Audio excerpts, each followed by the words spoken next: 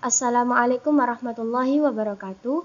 Kami dari kelompok 2 dari kelas PAI 5B akan menyampaikan materi tentang Kampus Merdeka untuk memenuhi tugas mata kuliah isu aktual pendidikan Islam. Kami terdiri dari 5 orang. Yang pertama, Akmal Faiz. Yang kedua, Siti Nabilatul Sarah. Yang ketiga, Nayiratul Fajriyah. Yang keempat, Nur Muhammad Hanifan. Dan yang terakhir, Putri Aprilia Cahyaning Tias. Silakan disimak materinya. Pokok-pokok kebijakan belajar Kampus Merdeka menurut Nadiem Makarim diantaranya adalah sistem akreditasi PTN. Apa sistem akreditasi PTN itu? Menurut Nadiem Makarim, sistem akreditasi adalah proses penilaian yang dilakukan pemerintah untuk menilai dua hal, yaitu yang pertama, perguruan tinggi. Yang kedua, prodi dalam perguruan tinggi tersebut. Sebagai contoh, akreditasi A, B, dan C itu adalah angka hasil dari akreditasi. Tantangan yang dihadapi. 1. Proses dan persyaratan akreditasi membebani dosen dan rektor. Saat ini, proses dan persyaratan akreditasi adalah suatu beban yang cukup besar, karena semuanya dilakukan secara manual. Sampai-sampai mahasiswa mencari dosen karena dosen sering tidak masuk ke dalam kelas untuk mengajar. Yang kedua, antrian perguruan tinggi atau prodi yang membutuhkan akreditasi atau reakreditasi begitu panjang. Antrian perguruan tinggi yang panjang yang belum terakreditasi dikarenakan setiap perguruan tinggi diwajibkan akreditasi setiap 5 tahun, sehingga banyak perguruan tinggi kecil yang tidak mendapat akreditasi. Di tahun ini, hampir 20% permintaan akreditasi tidak terpenuhi.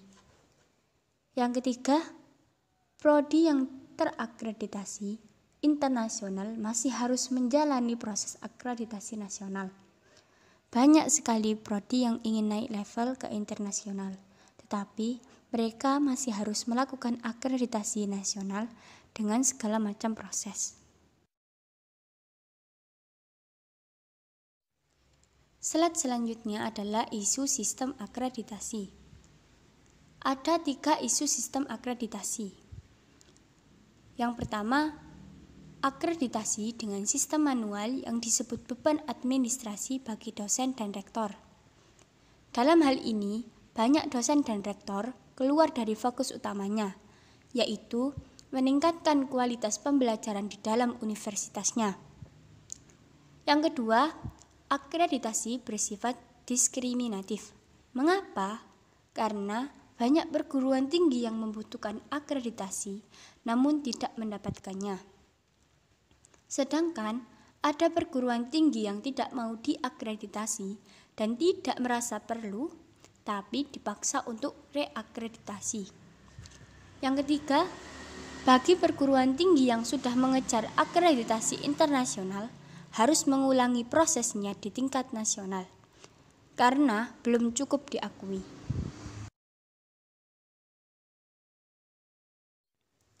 Menurut Bapak Nadiem Makarim dalam pidatonya, prinsip masa depan akreditasi ada 3.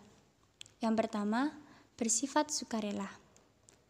Bagi perguruan tinggi yang siap naik akreditasi, misalnya dari akreditasi B ke A, akan diprioritaskan.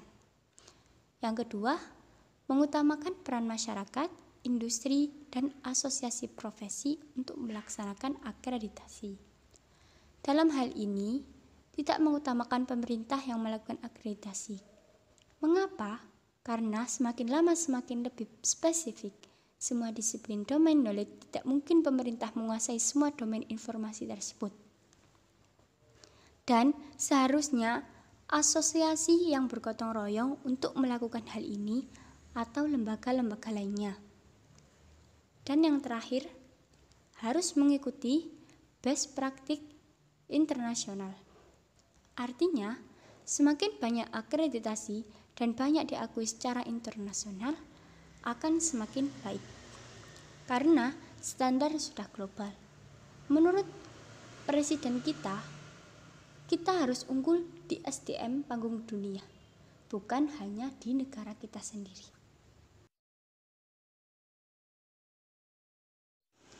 Pada slide kali ini akan membahas situasi saat ini dan arah kebijakan baru. Pada situasi saat ini, yang pertama, semua perguruan tinggi dan prodi wajib melakukan proses akreditasi setiap 5 tahun. Kedua, proses akreditasi dapat berjalan sampai dengan 170 hari bagi perguruan tinggi dan 150 hari bagi prodi. Kemudian yang terakhir, dosen menerima tambahan beban administrasi terkait proses akreditasi. Kemudian, apa arahan kebijakan baru yang akan dilaksanakan? Yang pertama, akreditasi yang sudah ditetapkan oleh Badan Akreditasi Nasional Perguruan Tinggi tetap berlaku selama 5 tahun dan akan diperbarui secara otomatis. Perguruan tinggi yang terakreditasi B atau C dapat memajukan kenaikan akreditasi kapanpun secara sukarela. Kedua, peninjauan kembali akreditasi akan dilakukan oleh Badan Akreditasi Nasional Perguruan Tinggi jika ada indikasi penurunan mutu, misalnya A. Adanya pengaduan masyarakat, disertai bukti yang konkret. B. Jumlah pendaftar dan lulusan dari perguruan tinggi atau prodi tersebut menurun secara drastis selama 5 tahun berturut-turut. Kemudian arahan kebijakan yang ketiga, akreditasi A akan diberikan bagi prodi yang berhasil mendapatkan akreditasi internasional. Akreditasi internasional yang diakui akan ditetapkan melalui keputusan menteri. Kemudian arahan yang terakhir adalah pengajuan reakreditasi perguruan tinggi dan prodi dibatasi paling cepat 2 tahun setelah mendapatkan akreditasi yang terakhir kali. Terakhir, studi yang bisa disebut dengan studi penurunan alumni wajib dilakukan setiap tahun. Hak belajar 3 semester di luar prodi. Latar belakang. Dalam rangka menyiapkan mahasiswa menghadapi perubahan sosial budaya, dunia kerja, dan kemajuan teknologi yang pesat, kompetensi mahasiswa harus disiapkan untuk lebih gayut dengan kebutuhan zaman. Link and match tidak saja dengan dunia industri dan dunia kerja, tetapi juga dengan masa depan yang berubah dengan cepat. Perguruan tinggi dituntut untuk dapat merancang dan melaksanakan proses pembelajaran yang inovatif, agar mahasiswa dapat meraih capaian pembelajaran mencakup aspek sikap, pengetahuan, dan keterampilan secara optimal dan selalu relevan. Kebijakan Merdeka Belajar atau Kampus Merdeka diharapkan dapat menjadi jawaban atas tuntutan tersebut. Kampus Merdeka merupakan wujud pembelajaran di perguruan tinggi yang otonom dan fleksibel, sehingga tercipta kultur belajar yang inovatif, tidak mengekang, dan sesuai dengan kebutuhan mahasiswa. Tujuan yang diharapkan dari hak belajar 3 semester di luar prodi. Tujuan kebijakan Merdeka Belajar Kampus Merdeka program hak belajar 3 semester di luar program studi adalah untuk meningkatkan kompetensi lulusan baik soft skill maupun hard skill agar lebih siap dan relevan dengan kebutuhan zaman, menyiapkan lulusan sebagai pemimpin masa depan bangsa yang unggul dan berkepribadian. Program-program experiential learning dengan jalur yang fleksibel diharapkan akan dapat memfasilitasi mahasiswa mengembangkan potensinya sesuai dengan passion dan bakatnya.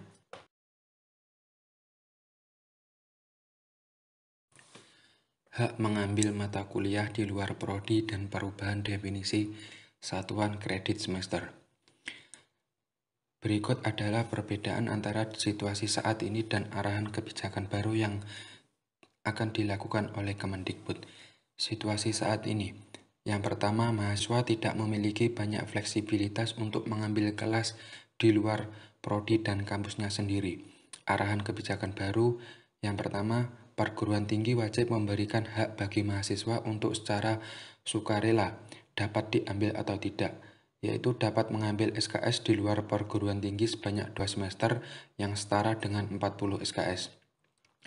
Yang kedua, ditambah lagi dapat mengambil SKS di prodi yang berbeda di PT yang sama sebanyak 1 semester yang setara dengan 20 SKS. Situasi saat ini yang kedua, bobot SKS untuk kegiatan pembelajaran di luar kelas sangat kecil dan tidak adil bagi mahasiswa yang sudah mengorbankan banyak waktu. Arahan kebijakan baru yang kedua yaitu dengan kata lain SKS yang wajib diambil prodi asal adalah sebanyak 5 semester dari total semester yang harus dijalankan. Situasi saat ini yang ketiga, di banyak kampus pertukaran pelajar atau praktek kerja justru menunda kelulusan mahasiswa. Arahan kebijakan baru, perubahan definisi SKS. Setiap SKS diartikan sebagai jam kegiatan, bukan jam belajar. Definisi kegiatan, belajar di kelas, praktek kerja atau magang, pertukaran pelajar, proyek desa, wirausaha, riset, situasi independen, dan kegiatan mengajar di daerah terpencil. Semua jenis kegiatan terpilih harus dibimbing seorang dosen.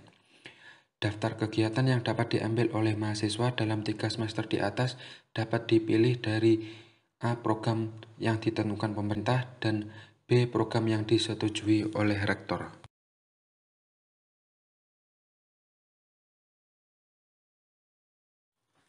Selanjutnya yaitu bentuk kegiatan pembelajaran. Bentuk kegiatan pembelajaran sesuai dengan Permendikbud Nomor 3 Tahun 2020 Pasal 15 Ayat 1 dapat dilakukan di dalam program studi dan di luar program studi yang meliputi pertama, yaitu pertukaran pelajar, yang kedua magang atau praktek kerja, yang ketiga asistensi mengajar di satuan pendidikan, yang keempat penelitian atau riset, yang kelima proyek kemanusiaan, yang keenam kegiatan wirausaha, yang ketujuh studi atau proyek independen, yang kedelapan yaitu membangun desa atau kuliah kerja nyata tematik.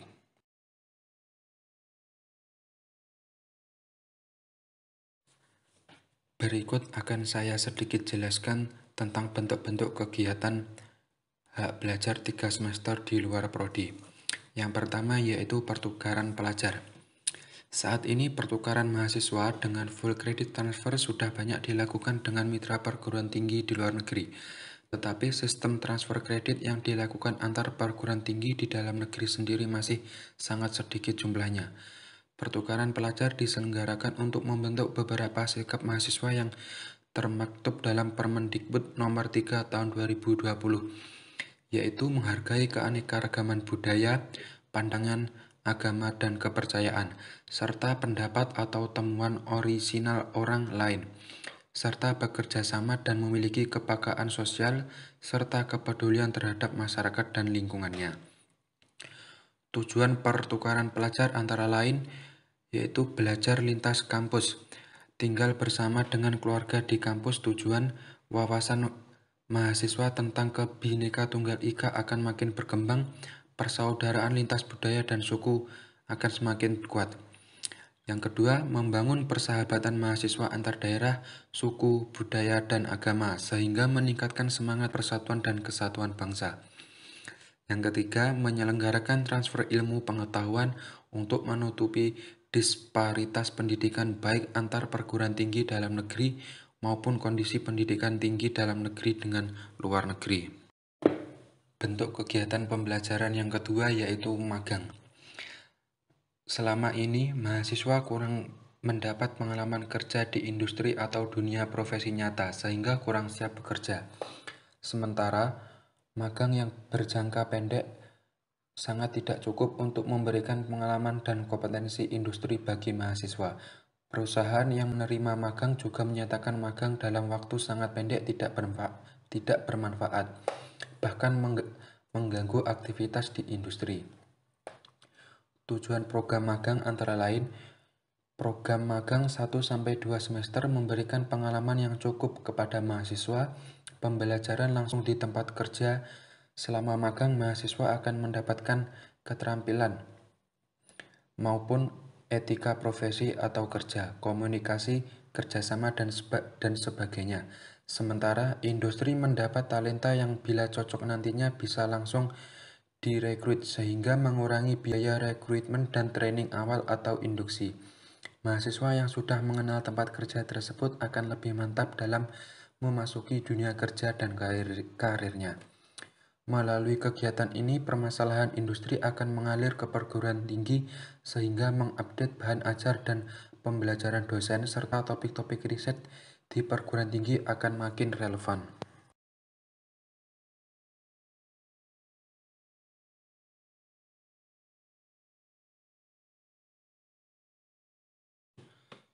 Bentuk kegiatan pembelajaran yang ketiga, asistensi mengajar di satuan pendidikan.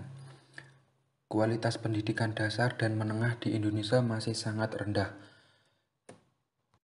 Jumlah satuan pendidikan di Indonesia sangat banyak dan beragam permasalahan, baik satuan pendidikan formal, non-formal maupun informal. Kegiatan pembelajaran dalam bentuk asistensi mengajar dilakukan oleh mahasiswa di satuan pendidikan seperti sekolah dasar, sekolah menengah maupun atas. Sekolah tempat praktek mengajar dapat berada di lokasi kota maupun di daerah terpencil. Tujuan dari program asistensi mengajar di satuan pendidikan antara lain, yang pertama, memberikan kesempatan bagi mahasiswa yang memiliki minat dalam bidang pendidikan untuk turut serta mengajarkan dan memperdalam ilmunya dengan cara menjadi guru di satuan pendidikan. Yang kedua, membantu meningkatkan pemerataan kualitas pendidikan serta relevansi pendidikan dasar dan menengah dengan pendidikan tinggi dan perkembangan zaman. Bentuk kegiatan pembelajaran yang keempat, penelitian. Bagi mahasiswa yang memiliki passion menjadi peneliti, merdeka belajar dapat diwujudkan dalam bentuk kegiatan penelitian di lembaga riset atau pusat studi. Melalui penelitian, mahasiswa dapat membangun cara berpikir kritis, hal yang sangat dibutuhkan untuk berbagai rumpun keilmuan pada jenjang pendidikan tinggi. Dengan kemampuan berpikir kritis, mahasiswa akan lebih mendalami, memahami, dan mampu melakukan metode riset secara lebih baik. Bagi mahasiswa yang memiliki minat dan keinginan berprofesi dalam bidang riset, peluang untuk magang di laboratorium pusat riset merupakan dambaan mereka. Selain itu, laboratorium atau lembaga riset terkadang kekurangan asistensi peneliti saat mengerjakan proyek riset yang berjangka pendek. Tujuan dari program penelitian antara lain, yang pertama, penelitian mahasiswa diharapkan dapat ditingkatkan mutunya. Selain itu, pengalaman mahasiswa dalam proyek riset yang besar akan memperkuat pool talent peneliti secara topikal.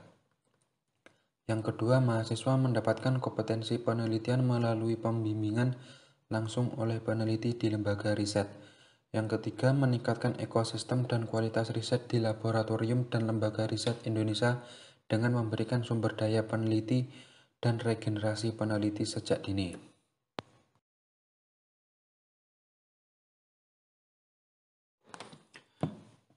Bentuk kegiatan pembelajaran yang kelima, proyek kemanusiaan.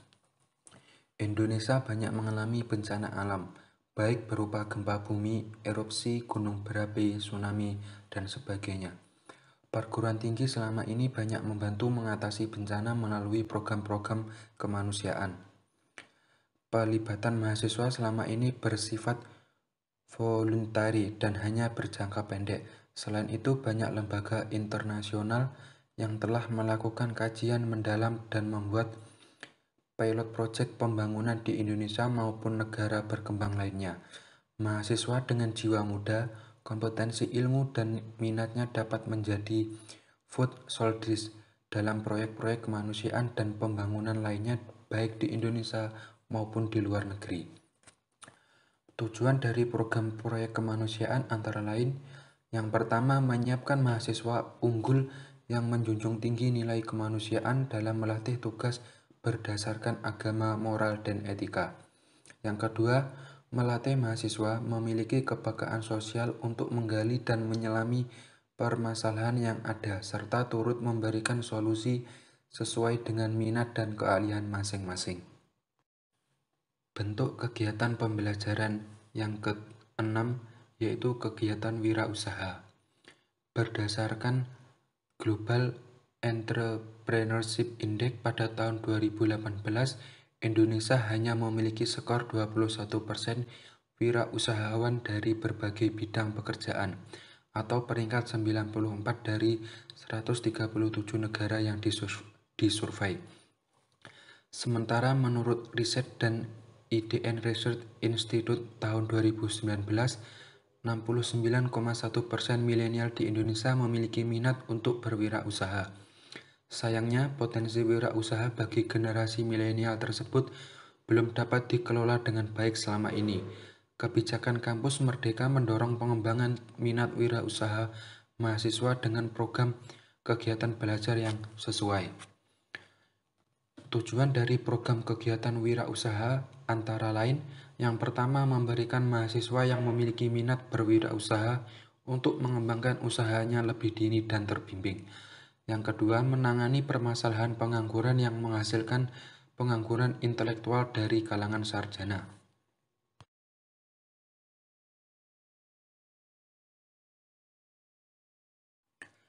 Bentuk kegiatan pembelajaran yang ketujuh, proyek independen.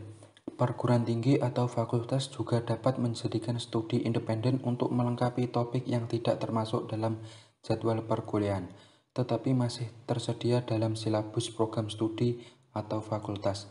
Kegiatan proyek independen dapat dilakukan dalam bentuk kerja kelompok lintas disiplin keilmuan. Tujuan dari program studi proyek independen antara lain, yang pertama, mewujudkan gagasan mahasiswa dalam mengembangkan produk inovatif yang menjadi gagasannya. Yang kedua, menyelenggarakan pendidikan berbasis riset dan pengembangan. Yang ketiga, meningkatkan prestasi mahasiswa dalam ajang nasional dan internasional. Studi atau proyek independen dapat menjadi pelengkap atau pengganti mata kuliah yang harus diambil.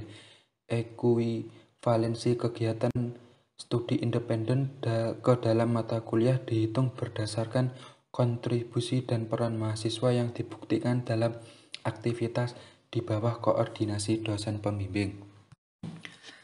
Bentuk kegiatan pembelajaran yang kedelapan, KKN tematik. Kuliah kerja nyata tematik atau KKNT merupakan suatu bentuk pendidikan dengan cara memberikan pengalaman belajar kepada mahasiswa untuk hidup di tengah masyarakat di luar kampus, yang secara langsung bersama-sama masyarakat mengidentifikasi potensi dan menangani masalah sehingga diharapkan mampu mengembangkan potensi desa atau daerah dan meramu solusi untuk masalah yang ada di desa. Kegiatan KKNT diharapkan dapat mengasuh soft skill kemitraan, kerjasama tim lintas disiplin atau keilmuan, dan leadership mahasiswa dalam mengelola program pembangunan di wilayah pedesaan. Sejauh ini perguruan tinggi sudah menjalankan program tersebut, hanya saja satuan kredit semesternya belum bisa atau dapat diakui sesuai dengan program Kampus Merdeka yang pengakuan kreditnya setara 6-12 bulan atau 20-40 SKS. Dengan pelaksanaannya berdasarkan beberapa model, diharapkan juga setelah pelaksanaan KKNT mahasiswa dapat menulis hal-hal yang dilakukannya beserta hasilnya dalam bentuk tugas akhir. Tujuan dari program pembangun desa atau KKN antara lain, yang pertama, kehadiran mahasiswa selama 6-12 bulan dapat memberikan kesempatan kepada mahasiswa untuk memanfaatkan ilmu pengetahuan, teknologi, dan keterampilan yang dimilikinya bekerja sama dengan banyak pemangku kepentingan di lapangan. Yang kedua, membantu percepatan pembangunan di wilayah pedesaan bersama dengan Kementerian Desa. Yang selanjutnya adalah pembukaan program studi pada kebijakan Kampus Merdeka. Sejalan dengan reformasi kebijakan pendidikan yang dilakukan oleh Menteri Pendidikan dan Kebudayaan melalui kebijakan Merdeka Belajar dalam bidang pendidikan adalah Kampus Merdeka. Salah satu kebijakan dalam Kampus Merdeka yang dilakukan adalah pembukaan program studi melalui kerjasama.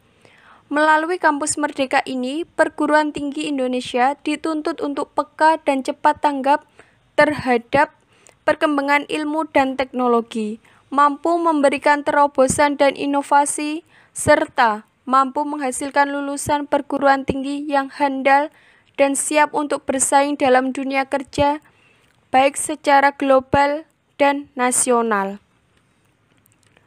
Telah dikeluarkan Permendikbud nomor 7 tahun 2020 tentang pendirian, perubahan, pembubaran perguruan tinggi negeri dan pendirian, perubahan, pencabutan izin perguruan tinggi swasta.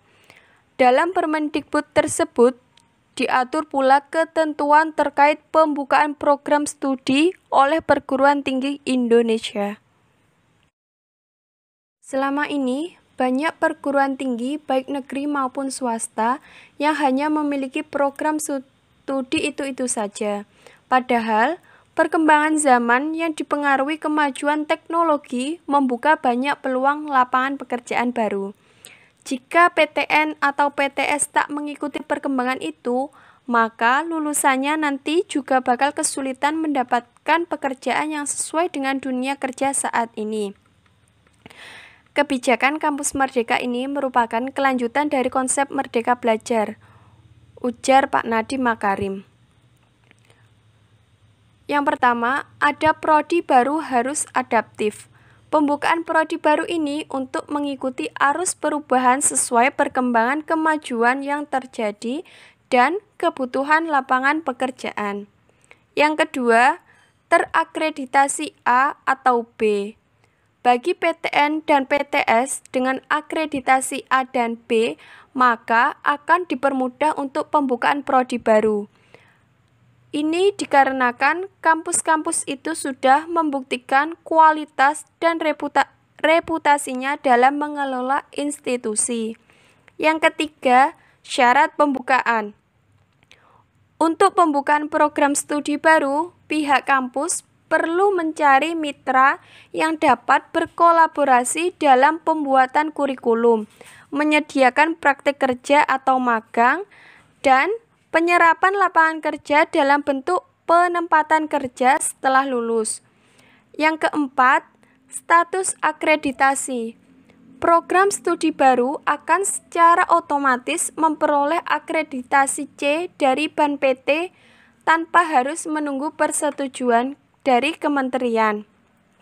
Yang kelima, pengecualian. Kebijakan ini ternyata dikecualikan atau tidak berlaku bagi rumpun ilmu kesehatan dan ilmu pendidikan. Merujuk pada surat edaran Menristek-Dikti tanggal 21 September 2016 tentang pendirian perguruan tinggi baru dan pembukaan program studi, menyatakan bahwa terhitung sejak 1 Januari 2017 diterapkan kebijakan pemberian izin pendirian perguruan tinggi swasta baru dan pembukaan program studi sebagai berikut. Pendidikan perguruan tinggi baru yang menyelenggarakan pendidikan akademik akan dilakukan moratorium sampai batas waktu yang akan ditentukan kemudian. Pendirian perguruan tinggi baru hanya diberikan untuk perguruan tinggi vokasi dan institut teknologi. Pembukaan program studi pendidikan sarjana akan diberikan untuk program studi di bidang sains, teknologi, engineering, dan matematik atau biasa disingkat dengan STEM. Kementerian Pendidikan dan Kebudayaan tentunya akan terus berupaya mendorong pengelolaan perguruan tinggi yang semakin baik, efektif, dan efisien. Oleh karenanya, dalam mendorong usul perubahan perguruan tinggi swasta dalam bentuk penyatuan dan penggabungan, pengusul dapat mengajukan usul untuk pembukaan program studi baik di bidang sains, teknologi, engineering, and mathematics maupun di bidang non-sains Sains, Teknologi, Engineering, and Mathematics sebagai penambahan program studi yang sudah ada. Merujuk pada Permendikbud Nomor 7 Tahun 2020, pembukaan program studi baru yang telah memenuhi persyaratan minimum akreditasi akan mendapatkan akreditasi dengan peringkat baik pada saat memperoleh izin penyelenggaraan dari Menteri Pendidikan dan Kebudayaan. Setelah penerbitan surat keputusan Menteri tentang izin penyelenggaraan tersebut, BAN PT berwenang melakukan monitoring dan evaluasi atas peringkat akreditasi program studi yang telah diberikan. Atas dasar hasil monitoring dan evaluasi tersebut, Menteri berwenang melakukan evaluasi pelaksanaan surat keputusan tersebut sesuai dengan ketentuan peraturan perundang-undangan. Terkait pembukaan program studi melalui kerjasama, pada pasal 36 ayat 2 Permendikbud Nomor 7 Tahun 2020 disebutkan bahwa selain memenuhi syarat minimum akreditasi, juga telah melakukan perjanjian kerjasama dengan organisasi atau lembaga yang terkait untuk mendukung capaian pembelajaran dan menyatakan kesanggupan untuk melakukan penelusuran lulusan program studi pada dunia kerja atas penyelenggaraan program studi yang baru dibuka.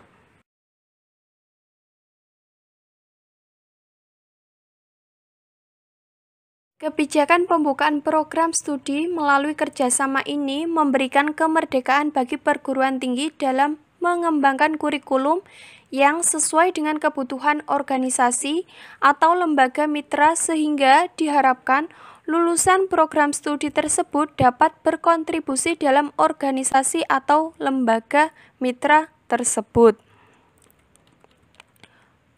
Guna memperkuat pelaksanaan kurikulum yang disepakati serta memantau penyelenggaraan program studi tersebut, komposisi usul calon dosen tetap dalam program studi tersebut dapat melibatkan pegawai organisasi atau lembaga mitra sesuai dengan syarat dan ketentuan yang berlaku.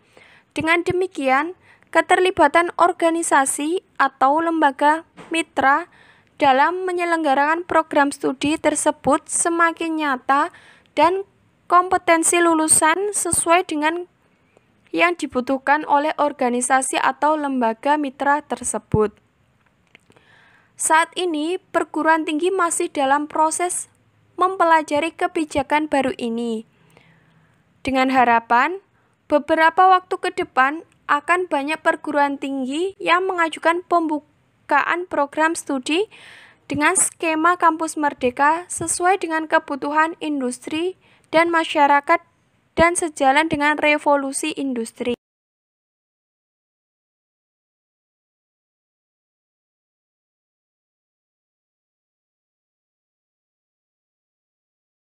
Kebijakan kampus merdeka yang dicanangkan oleh Pak Nadiem Makarim yang selanjutnya adalah kemudahan menjadi perguruan tinggi negeri badan hukum atau disingkat PTNBH.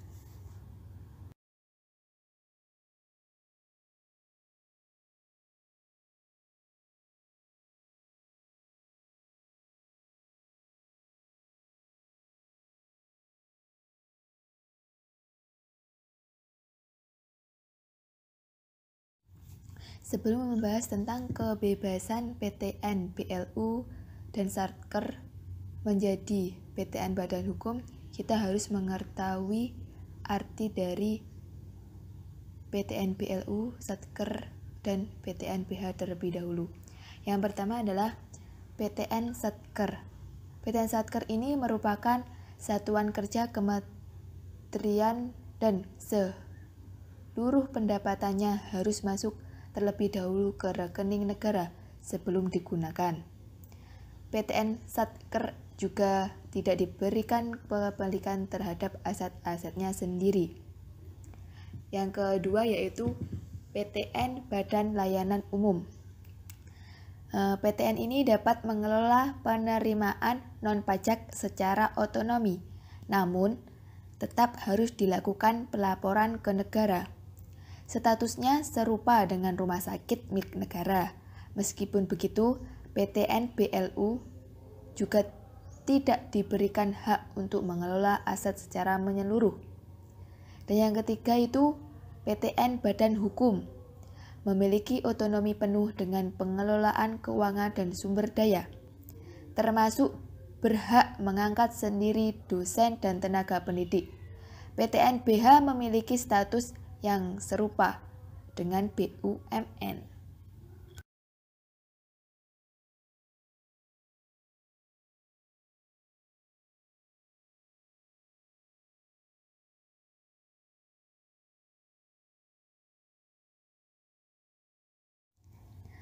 Kebebasan bagi PTN Badan Layanan Umum BLU dan Satuan Kerja Satker untuk menjadi PTN Badan Hukum atau BH. Situasi saat ini. Yang pertama, perguruan tinggi negeri PTN harus mendapatkan akreditasi A sebelum dapat menjadi PTN BH. Yang kedua, mayoritas prodi PTN harus terakreditasi A sebelum menjadi PTN BH. Yang ketiga, PTN BLU dan Satker kurang memiliki fleksibilitas finansial dan kurikulum dibandingkan PTN BH. Sedangkan arahan kebijakan baru yang dicanangkan oleh Pak Nadiem ini, yang pertama berisi tentang persyaratan untuk menjadi PTN BH dipermudah bagi PTN BLU dan Satker. Yang kedua, PTN BLU dan Satker dapat mengajukan perguruan tingginya untuk menjadi badan hukum tanpa adanya akreditasi minimum. Yang ketiga, PTN dapat mengajukan permohonan menjadi badan hukum kapanpun apabila merasa sudah siap.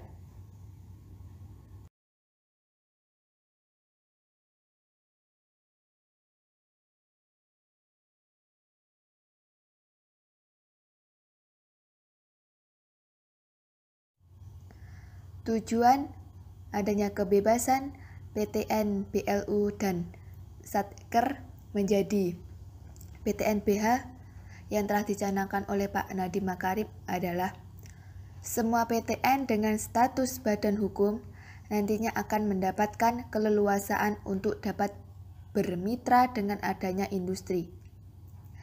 PTN BH nantinya dipastikan akan dimiliki oleh semua kampus agar dapat berkompetisi di panggung dunia. Adanya PTN BH nantinya juga dapat melakukan perubahan pada pengaturan keuangan dengan cepat sesuai dengan yang paling dibutuhkan.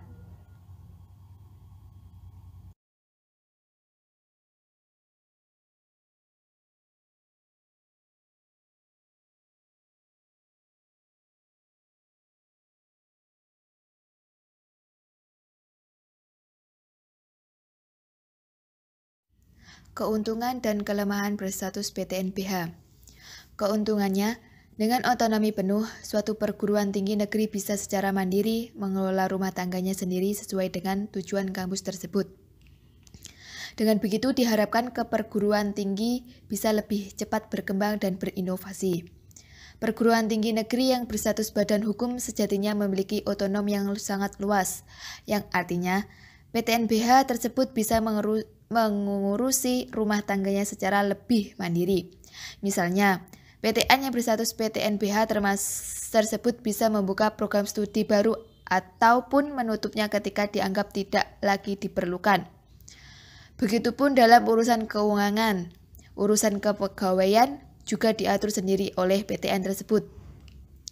Kemudian, benefit lainnya yaitu adanya keterbukaan dan kemampuan menyajikan informasi yang relevan secara tepat waktu sesuai dengan peraturan perundang-undangan dan standar pelapor yang berlaku kepada pemangku kepentingan. Perubahannya status sebuah PTN menjadi PTN BH menuntut adanya perubahan yang meningkat dalam perguruan tinggi negeri tersebut secara reputasi maupun kualitasnya, baik secara institusi maupun sumber daya, begitu pula dengan kelulusannya. Karena tujuan awal perguruan tinggi negeri berubah statusnya menjadi berbadan hukum adalah untuk meningkatkan kualitas. Selanjutnya, kelemahan berstatus PTNBH. Di balik keuntungan-keuntungan yang diperoleh tersebut, bukan berarti PTNBH tidak memiliki kelemahan. Di antaranya, pemerintah akan mengurangi dana subsidi PTN. Akan tetapi, perguruan tinggi negeri berbadan hukum diberikan keleluasaan dalam mencari dana tambahan dari pihak swasta guna menjalankan aktivitas kampus untuk membangun infrastruktur dan lainnya. Dengan adanya kerjasama dengan pihak swasta, PTNBH pun rela dimasuki oleh korporasi. Misalnya, mendirikan bangunan yang seharusnya tidak ada, contohnya membangun restoran cepat saji ataupun yang lainnya. Pihak swasta juga memberikan pengaruh keputusan yang dikeluarkan oleh pihak kampus. Dampaknya, tentu saja pihak swasta mempengaruhi kebijakan agar sesuai dengan motif ekonominya. Kelemahan lainnya, adanya peningkatan biaya kuliah di PTNBH. Hal tersebut membuat seolah PTNBH tidak lagi berpihak pada masyarakat, golongan ekonomi, bahwa ingin menempuh pendidikan tinggi dan terkesan cenderung berpihak kepada golongan ekonomi menengah atas. Meskipun demikian, tujuan dari kenaikan biaya kuliah itu adalah untuk meningkatkan kualitas kampus. Pengelolaan keuangan secara mandiri juga memiliki efek negatif, yaitu bisa dimanfaatkan oleh pihak yang tidak bertanggung jawab untuk kepentingan pribadi. Akhirnya semua berlomba-lomba untuk menjadi petinggi dalam PTNBH, yang bertujuan kadang tidak lagi tulus dan ikhlas untuk mengabdi mencerdaskan anak bangsa. Efek negatif itu sebenarnya bisa diatasi jika para petinggi menjalankan amanahnya sebagai pihak yang memiliki wewenang dengan sebaik-baiknya. Tidak berpihak korporasi swasta yang pada akhirnya merugikan yang lainnya dan menguntungkan pihak pribadi. Maka diperlukan sikap jujur dan tegas dalam menjalankan segala aturan yang telah mengatur PTNBH.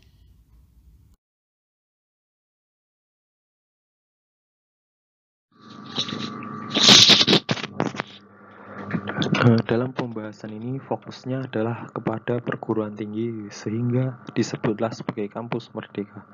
Pendidikan tinggi memiliki potensi dampak tercepat dalam membangun SDM unggul karena waktu dan jarak perguruan tinggi dan menuju kehidupan nyata sangatlah singkat.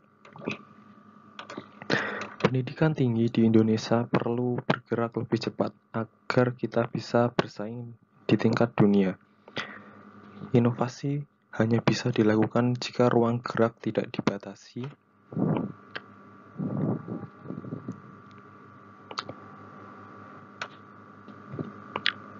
dan hal ini merupakan semangat dari kebijakan kampus kita.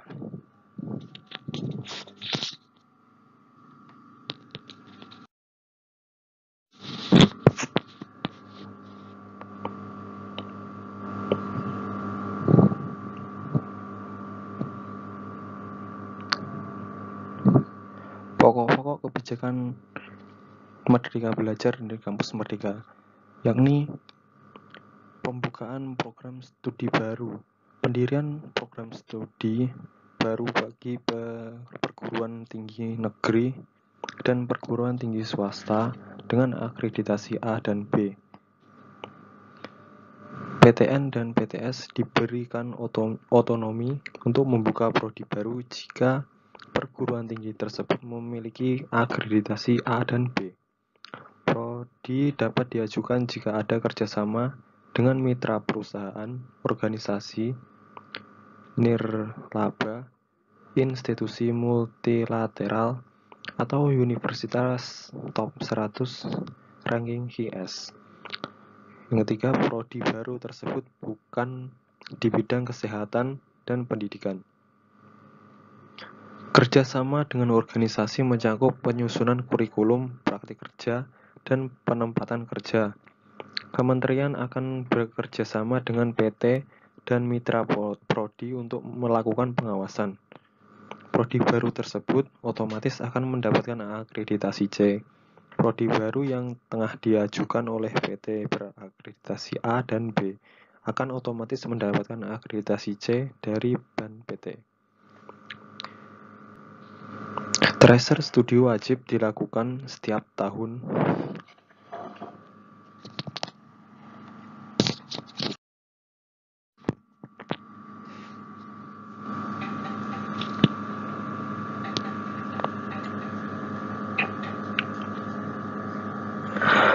Akreditasi yang dilakukan oleh pemerintah yakni reakreditasi bersifat otomatis untuk seluruh peringkat dan bersifat sukarela bagi perguruan tinggi dan prodi yang sudah siap naik peringkat akreditasi. Yang pertama, akreditasi yang sudah ditetapkan oleh BANPT tetap berlaku selama 5 tahun dan akan diperbarui secara otomatis. Perguruan tinggi yang terakreditasi B atau C dapat mengajukan kenaikan akreditasi kapanpun secara sukarela. Peninjauan kembali akreditasi akan dilakukan BANPT jika ada indikasi penurunan mutu, misalnya adanya pengaduan masyarakat disertai dengan bukti yang konkret. Jumlah pendaftar dan lulusan dari PT atau prodi tersebut menurun secara drastis 5 tahun berturut-turut. Akreditasi A akan diberikan bagi prodi yang berhasil mendapatkan akreditasi internasional. Akreditasi internasional yang diakui akan ditetapkan melalui keputusan menteri. Pengajuan reakreditasi PT dan prodi dibatasi paling cepat 2 tahun setelah mendapatkan akreditasi yang terakhir kali. Tracer studi wajib dilakukan setiap tahun.